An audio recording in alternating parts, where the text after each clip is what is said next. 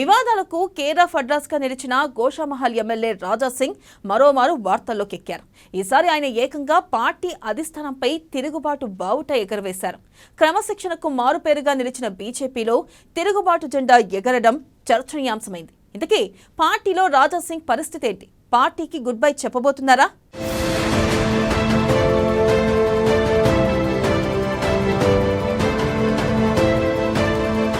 సొంత పార్టీపై Raja Singh hot comments. పార్టీలో వేధింపులు భరించలేనని వెల్లడి. 2014 నుంచి బీజేపీలో వేధింపులు ఎదుర్కొంటున్నానని వెల్లడి.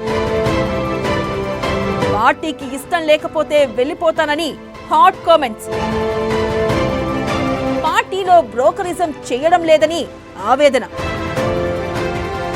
బీజేపీ అంటే క్రమశిక్షణ గల పార్టీ అంటారు.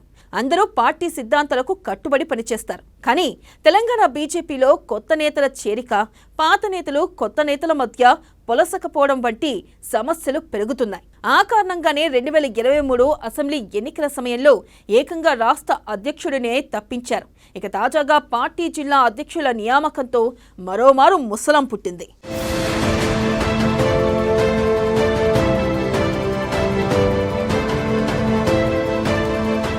సీనియర్ నేత గోషామహల్ ఎమ్మెల్యే రాజా సింగ్ సొంత పార్టీపైనే సంచలన వ్యాఖ్యలు చేశారు. పార్టీలో చేరినప్పటి నుంచి వేధింపులకు గురి చేస్తున్నారని, ఇక తట్టుకోవడం తన వల్ల కాదని పేర్కొన్నారు. పార్టీకి అవసరం లేదు అనుకుంటే బయటకు వెళ్లిపోవడానికి కూడా సిద్ధమని బాంబు పేల్చారు. జిల్లాల అధ్యక్షుడి నియామకంలో తన సూచనలను పట్టించుకోకుండా ఎంఐఎంతో తిరిగే నేతకు గోల్కొండ జిల్లా బీజేపీ అధ్యక్ష పదవి ఇవ్వడాన్ని తప్పుబట్టారు. దళిత లేదా బీసీకి అధ్యక్ష పదవి ఇవ్వాలని తాను సూచించినట్లు వెల్లడించారు.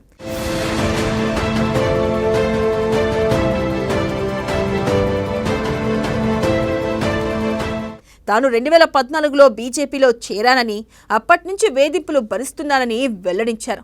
పార్టీకి అవసరం లేకపోతే వెళ్లిపోవడానికి సిద్ధమని స్పష్టం చేశారు. గతంలో కూడా ఆయన మతపరమైన వ్యాఖ్యలు చేయడంతో పార్టీ నుంచి సస్పెండ్ చేశారు. 2023 ఎన్నికల ముందు సస్పెన్షన్ ఎత్తేసి మరోమారు గోషామహల్ టికెట్ ఇచ్చారు. అయితే రాజా సింగ్ గోషామహల్ టికెట్ కాకుండా ఎంపీ టికెట్ ఆశించారు, కానీ ఇవ్వలేదు. తర్వాత హైదరాబాద్ ఎంపీ టికెట్ మహిళకు ఇవ్వడాన్ని కూడా తప్పుపట్టారు.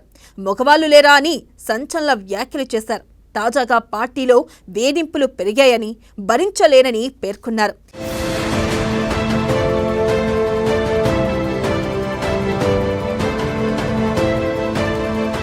ఇక బీజేపీ తరపున తాను బీఆర్ఎస్, ఎంఐఎం, కాంగ్రెస్ పార్టీలతో పోటీ చేస్తున్నానని తెలిపారు. సొంత పార్టీలోనూ ఇప్పుడు యుద్ధం చేయాల్సి వస్తుందని పేర్కొన్నారు. జిల్లా అధ్యక్ష పదవి ఎమ్మెల్యే, ఎంపీ సూచించిన వ్యక్తికి ఇవ్వడం జరుగుతుందన్నారు. కానీ గోల్కొండ జిల్లా అధ్యక్షుడి ఎంపిక మాత్రం తన సూచనను పార్టీ పట్టించుకోలేదని ఆవేదన వ్యక్తం చేశారు.